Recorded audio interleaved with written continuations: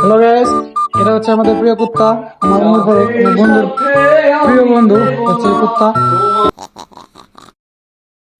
যেটা মূলত কথা, আমার বন্ধু সজীবের জন্য আমরা সিগারেট আনতে পারি নাই। অত্যন্ত দুঃখিত। সজীবে আমরা বন্ধ যাওয়ার আগে বলছিল সিগারেট না তার জন্য। আমার বন্ধু বলছে হালাল টাকা দিয়ে কাউকে সিগারেট খাওয়াবে না। এটা একটা মরণ বেদি ওষুধ। কারণ আমার বন্ধুর রিয়াকশনটা দিয়ে আমার বন্ধু খুবই ক্লান্ত, অনেকদিন ধরে কাজ করতেছে। এর জন্য আমরা সিগারেট আনতে পারি নাই। আমার বন্ধু আমাকে কি বলে তা আমার বন্ধু বন্ধু কিছু বলো, তোমার জন্য সিগারেট আনতে পারি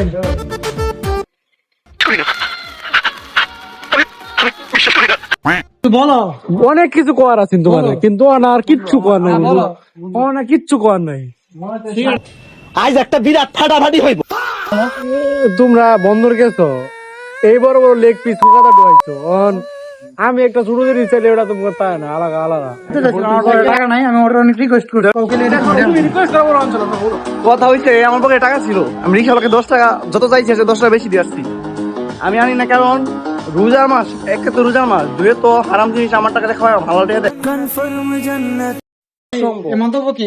মন্তব্য আমি একবার নীরব, এই নন কোনো মন্তব্য নাই। না আমি একবারে নীরব, আমার লাভ লস নেই, আমার লাইফটাই লস।